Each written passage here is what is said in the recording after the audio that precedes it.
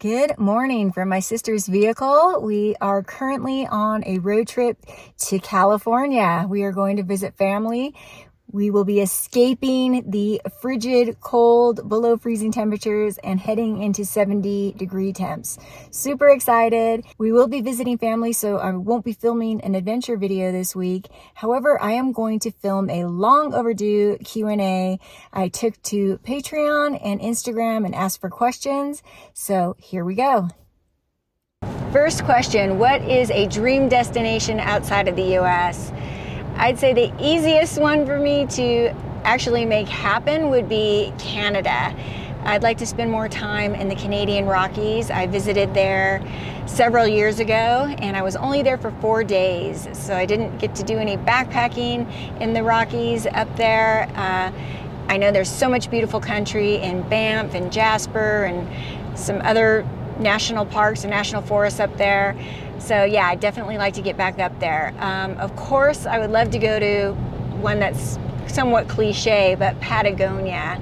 I'd love to see Patagonia at some point in my life as well. I got my co-pilot Birdie right back here. Next question, will I ever change my domicile from California, which is what it is currently, to North or South Dakota, which most nomads have, or Texas? Currently, my health insurance is in California. I qualified for Covered California, which is the National Healthcare Act. So I have not changed my address because of that. So I do have a mailing address there. If I ever do change health insurance, then I may decide to do that at some point, but it's not a pressing issue currently. My next question is, have I named my trailer yet, or do I plan on naming it?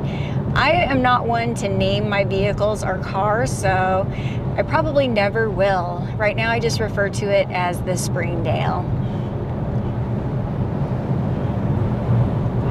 A patron asked if I would ever be interested in a patron meet and greet, and I've also had folks in general ask if I'd ever be interested in a meet and greet. I am not opposed to it. I just don't always have my plans planned that far in advance. I think it would probably be difficult logistically to get people together. I know other channels have done it. I'm not opposed to it, just don't know exactly when that would happen.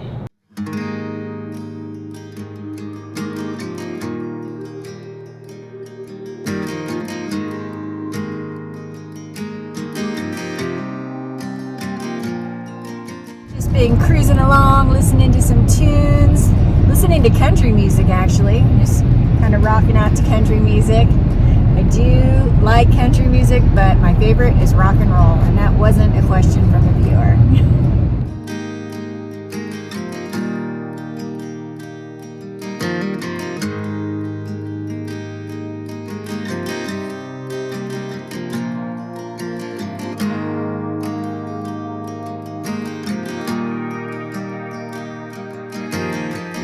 We're in the snow-free zone.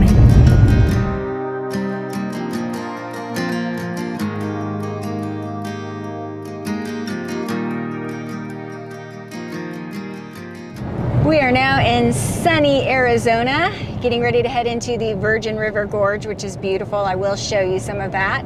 It is time for another question. Someone asked what my scariest wildlife encounter was, and you might think it was with a bear or a mountain lion, but it was actually with a mountain goat and her 2 babies, her 2 kids.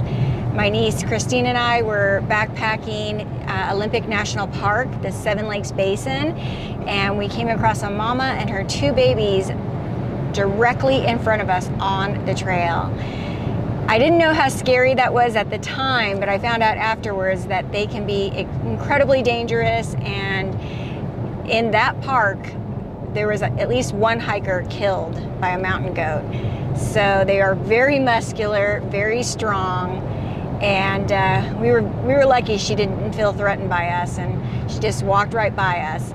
I have seen bear out in the wild, and you know, luckily have never had any close encounters with any predatory animals.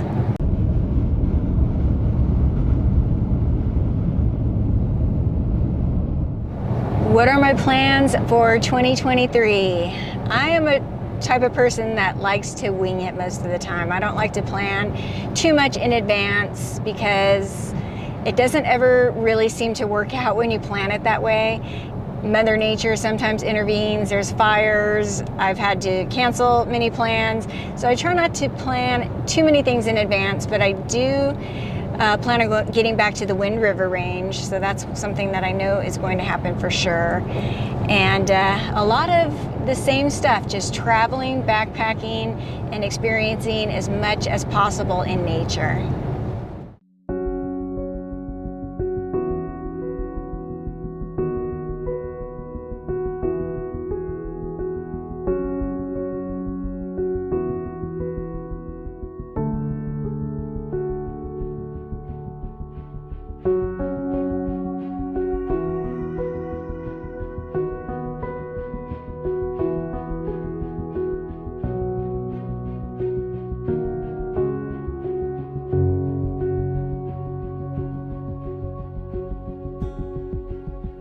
Pretty fancy bathroom.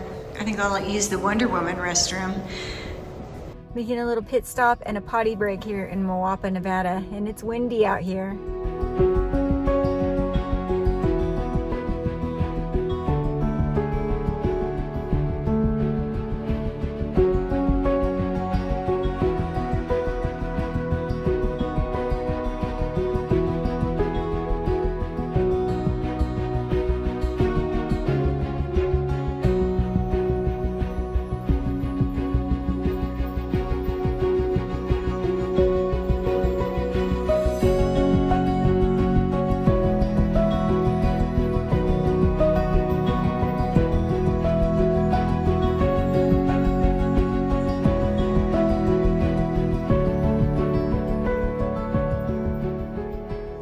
We've made it to our hotel in Henderson, Nevada. We are staying in the Vegas area tonight to break up the drive a little bit.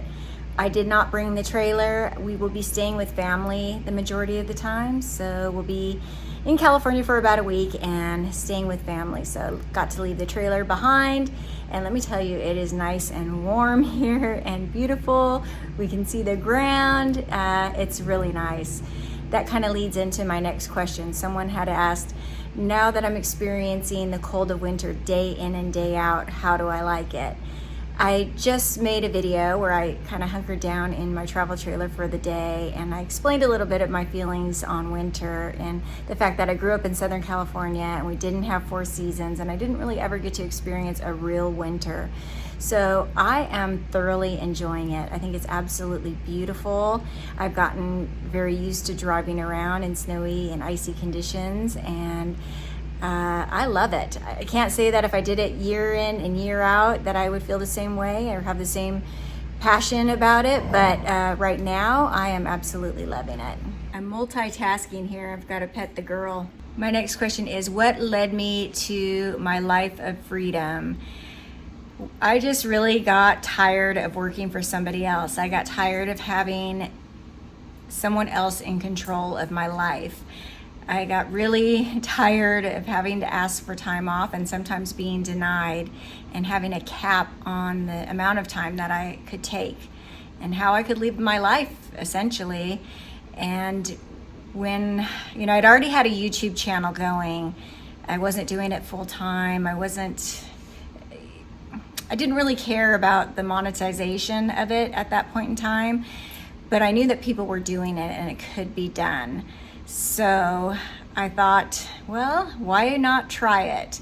I was wanting to hit the road. I was wanting to live the nomadic lifestyle, and the only way of failing is if you never try. And so I thought, well, worst case scenario, I just go back to work. My company didn't want to see me leave, and they were definitely willing to take me back. So worst case, if I failed, I would just go back. And luckily, almost 4 years later, that hasn't happened.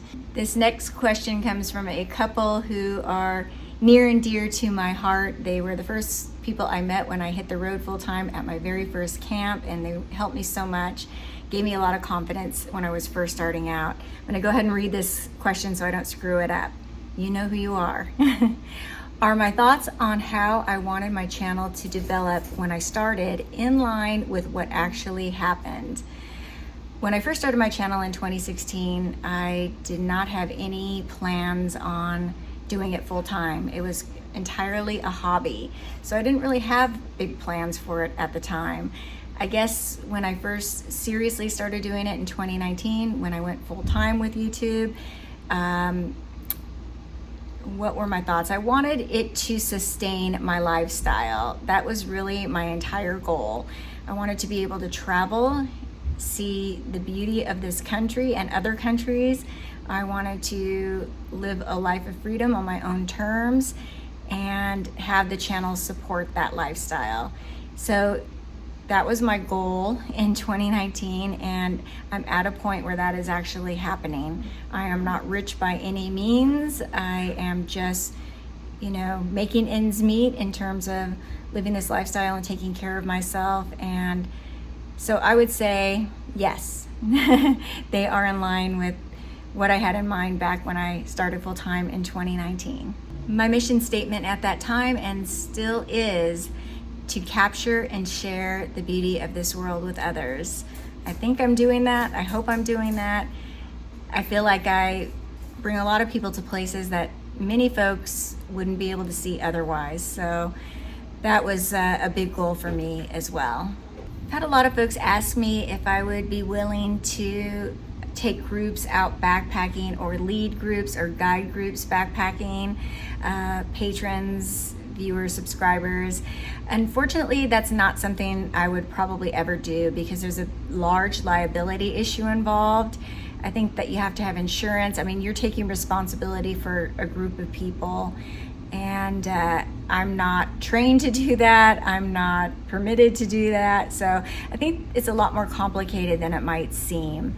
I have backpacked with patrons. They have become friends. There are several of them that I have done trips with, and other subscribers or viewers that have since become friends. So I'm definitely not opposed to it. Putting together like an organized group trip like that, it's getting a lot more involved than I probably want to get or am able to get at this time.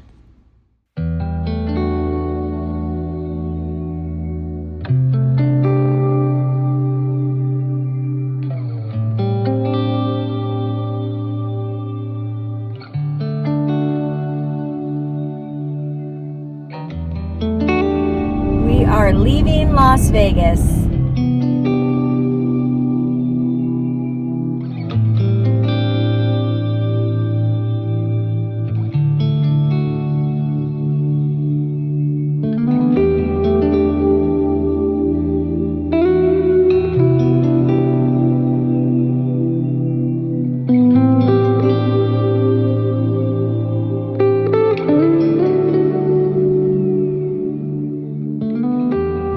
We've just entered California. A patron asked me if I ever see myself coming off the road, and if so, what would that look like? I definitely do see myself at some point coming off the road. If I do, it's going to be someplace rural in a small town. I don't ever see myself living in a city again. I don't think I could ever go back to that, and even just leaving Las Vegas and being in Las Vegas for the short time that I was just reminds me of how much I dislike traffic, cities, congestion. That's something that's really changed about me. I've never really liked it per se, but now I really have almost zero tolerance for it now that I've been on the road for almost 4 years. So yeah, a rural town, maybe not so far from a larger towns where I can get shopping done and things like that, and then somewhere centrally located, maybe a little cabin in the mountains that I could get to all the places that I love to go.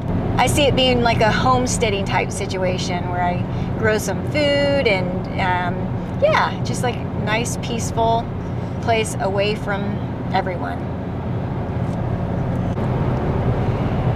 This is a good question. Have I grown / changed since going full-time? And the answer is absolutely yes.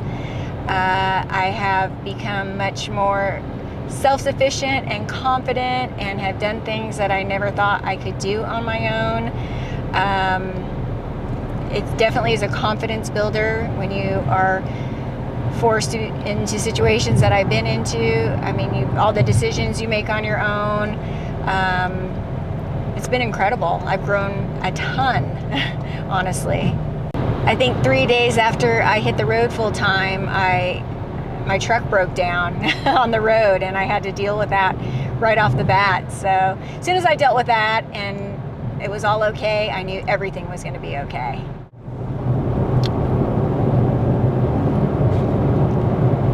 Another great question. How do I handle rude or unkind comments?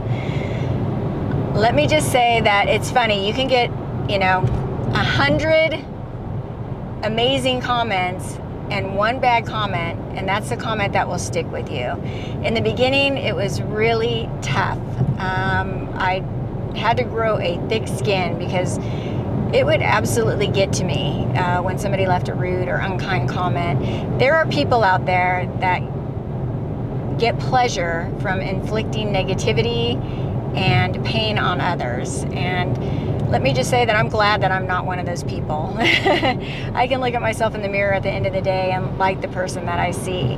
But there are people that's just their sole purpose is to, get on there and try to bring you down, and you really just have to let it roll off. I've gotten better at it as time goes on. Usually it only bothers me for a few minutes and then I can just let it go. But it's unfortunate that happens, and all of us who put ourselves out there have experienced that. I've heard other creators talk on the topic, and it's unfortunate that it's there. It's always going to be there if you put yourself out there, but you just can't let it bother you. You just have to move on and think of all the positivity that you receive, and the majority, I would say about 98% of my comments are of a positive nature, and I have just an amazing community out there. So I'm not going to let those 2% get me down. We have made it to my mama's house, and she's got this beautiful wall of photos that I took some. She took a lot of them.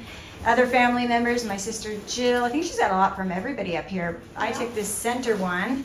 That is the horses in the Grand Teton, and that one is available on my website, KatherineGregoryAdventures.com. Shameless plug.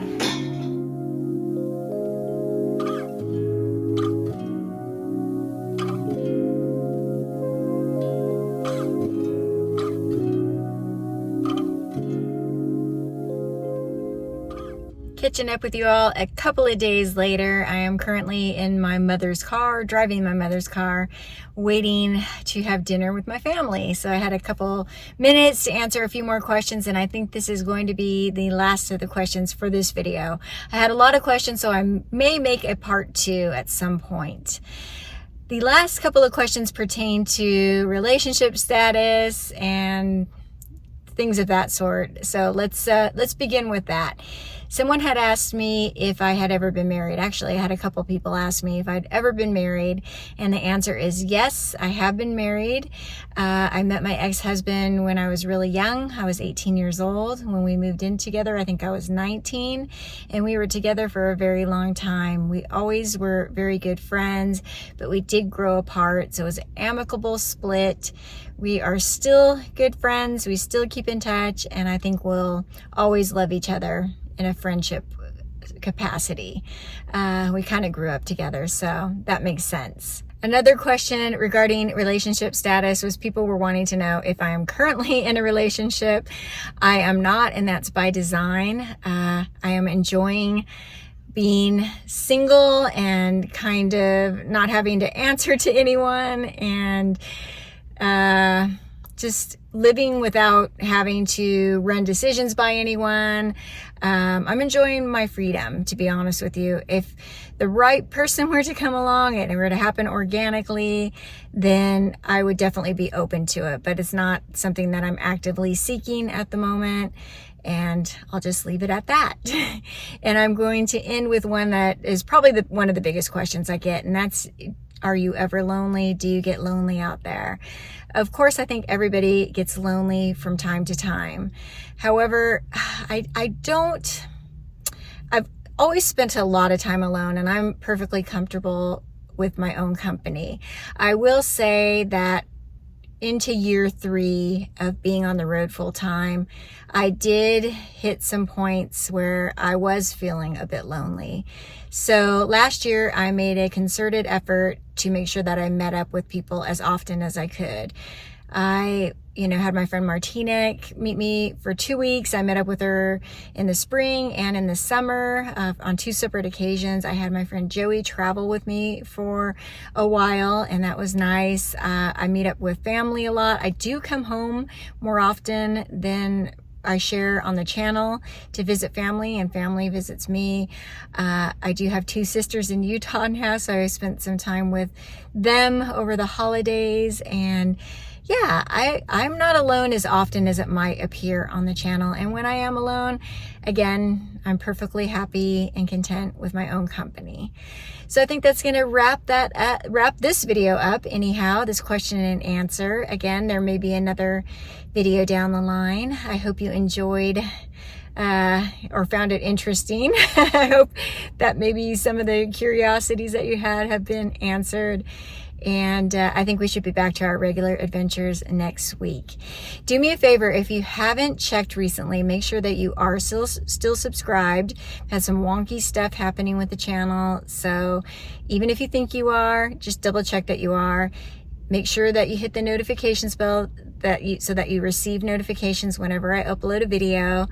And one of the things I wanted to point out is that I will never offer any kind of a contest. I've been getting, myself and many other channels have been getting bombarded with these spam accounts that look like us. They use our profiles as their icons, same profile photo, and they're asking you to text a number, give information that you've won some sort of a prize. I will never do that. I just want to put that out there right now. Protect yourselves. Do not give any information to any of these people. They are scams. Anyhow, thank you so much for joining me. I will see you all next week. As always, I appreciate you all, and I'll see you on the next adventure. See you soon. Bye-bye.